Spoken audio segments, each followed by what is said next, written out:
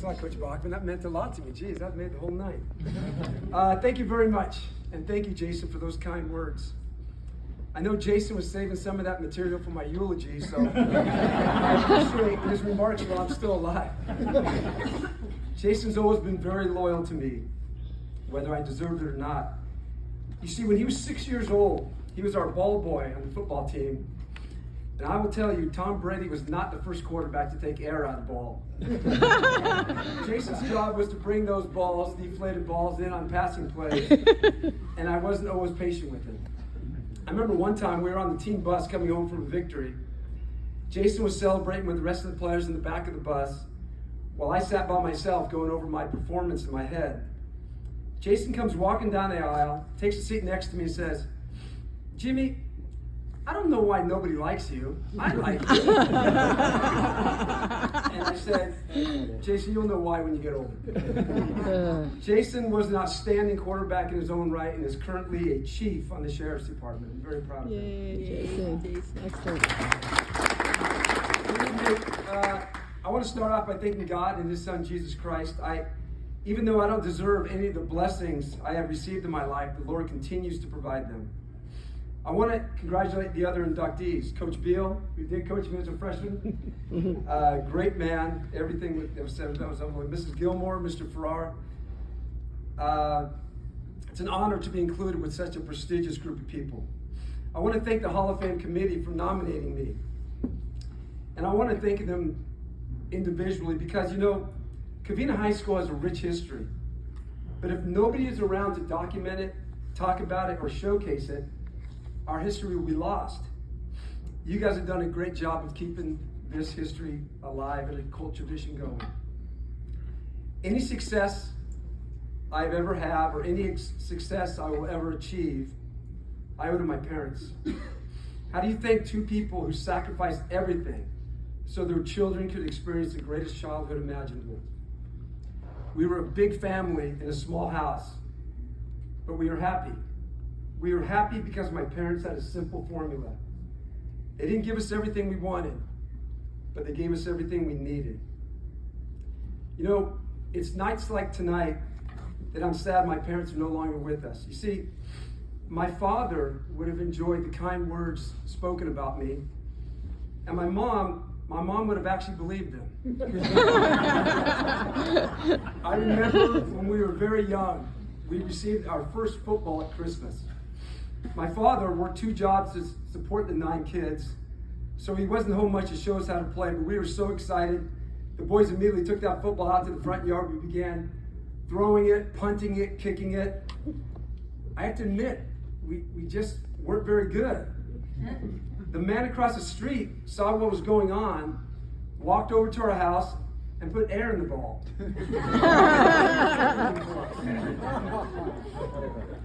I certainly don't feel like a Hall of Famer, but I came from a Hall of Fame family. My brothers and sisters were all great athletes, and my parents wanted us to be Pittsburgh tough. We had 17 yards of field in our front yard, but those 17 yards were transformed into Fenway Park, Dodger Stadium, the Coliseum, and the Rose Bowl, sometimes all in one day. Kids from all over town would come over to play, and the games were very intense. Every game ended in a fight. Playing at Anaheim Stadium for a CF championship was nothing compared to the pressure to perform in our very own front yard. Just to kind of illustrate that point, I'll tell you a Wolak story. I recall one hot August afternoon when we were cursed with an odd number of players. We were forced to drag my mom's tired little bones out to the field between the teams. My mom was a pretty good athlete, and she was left-handed, so we put her on the mound to pitch. I was playing shortstop, and baby Jerry stepped up to the plate. Unwittingly, my mother left the mound and approached the plate to pitch underhand to the small lad. Well, baby Jerry had about the same swing when he was 5 as he did when he would later star for the Chicago White Sox. As my mother drew closer and closer to the plate, Jerry held the bat still, patiently waiting for the hard plastic wiffle ball to arrive. I thought to myself, this is not good. My mom gently tossed the ball across the plate, As Jerry unleashed a vicious swing at the ball, there was only two sounds that reverberated across the neighborhood that hot summer day. The crack of the bat as Jerry connected solidly with the ball, and a loud thump as the ball exploded in my mother's face. We stood in silence as my mom calmly picked up the ball, secured the out at first, and quickly walked off the field covering her swollen face in her hands. We all met my mom in the bathroom as she splashed cold water on her now bruised cheek. I'll never forget Jerry pulling on her leg and demanding, "You're not going to quit, are you?" No, she didn't quit. I recall she came back and pitched 2 shutout innings, and we won that game 6-4. My journey to Covina High School really started 2 years before when I arrived my first day of Traylor Junior High. On the first day of school, while everyone else was running around trying to find their classrooms and open their lockers, I sat on the wall and watched as the students filed in. I needed to see what kind of hand I'd been dealt. And I'll tell you what, I was happy. I saw guys like Russ Mayberry, Pat O'Hara, Tom Haynes. I actually thought they were teachers. It was right then that I knew we would go on to win a lot of games with that squad. I see Coach Mike Kurtz here, so I'll indulge him with that. I wasn't going to do this, but he loves this story. If everyone remembers who went to Traylor, they used to have this big race around Thanksgiving. It was called the Turkey Trot. It was a 1.5-mile race. And to everybody else, it was kind of a fun thing, but to the Wolaks, it's like, you win that race or we're eating bologna sandwiches at Thanksgiving. So my 2 sisters, Joyce and Janet, who are here, they both won the race, and it was my turn. In 7th grade, I won the race and brought home the turkey. 8th grade is a little different. I told you we had a lot of great athletes. Well, they were going to get ready this time. And so in preparation for that, my dad had me at the track at Covina High School at 5 a.m. every day, running sprints and getting ready for that 1.5-mile race. Well, right before the race, Coach Kearns, who was a PE coach there, announced that he was going to run the race. Okay, now, a little background.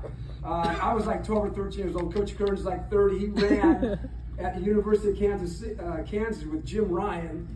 He was an elite runner. And so the race starts. Kearns is gone. I think he sprinted the entire 1.5 miles, but the race is between me and Pat O'Hara now for the turkey. And Pat O'Hara's winning with about 30 yards, about 100 yards left. He had a 30-yard lead. I out-sprinted him and barely beat him. So I get this turkey, and back then, I had this 24-pound turkey. I'm walking home with it from training, 1.5 miles from home. And I see my father out in the distance. He's pulling up on his motorcycle. And I said, "Oh, thank God, I got a ride home." He stops the motorcycle across the street from me, takes off his helmet, and says, "Did you win?" I said, "Yeah, Dad, here it is. I won the turkey." And he said, "You beat Kearns?" I said, "Well, no, I didn't beat Kearns." He puts his head out. That's the way my dad motivated us back then. Old school. I was blessed, though, when I entered Covina High because I got to experience what we call the old guard.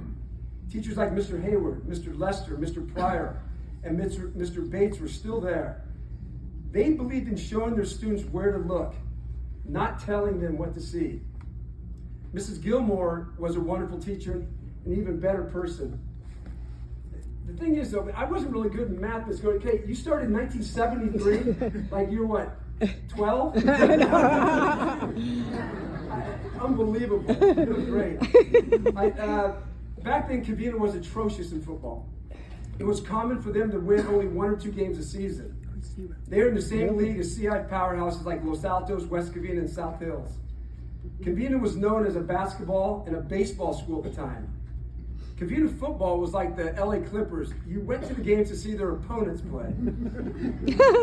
But all that changed my senior when Rick Brown showed up, and he brought a new attitude to the program. We had a great team, but due to an ineligible player, when we lost our final game against South Hills, it didn't even look like we were going to make the playoffs. After that loss, we literally prayed on the team bus. I guess you could do that back then. Our prayers were answered, but we had to play some of the top-ranked teams in all of CIF to get to the championship. We beat the defending CIF champions, Riverside Poly, in the semifinal. And if you recall, it really was one of the greatest high school games of all time. I remember we pulled into the school parking lot late that night after the victory with hundreds of the Covina faithful waiting for us in the parking lot.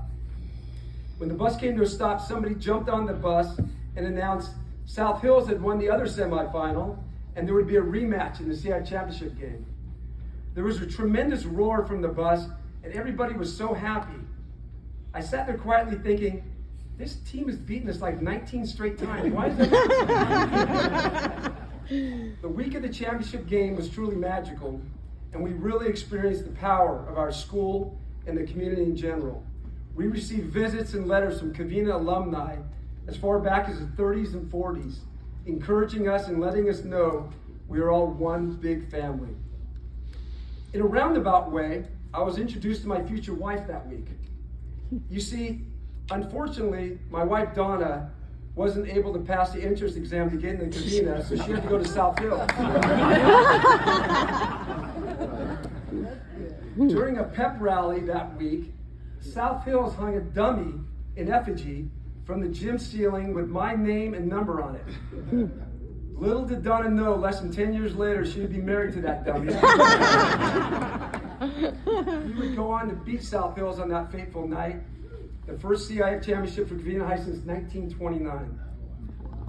If I could pause for a moment and recognize a few people, my lovely wife of 33 years, Donna, stand up. God, I haven't been drinking. Convincing her to marry me will go down as my greatest accomplishment in life.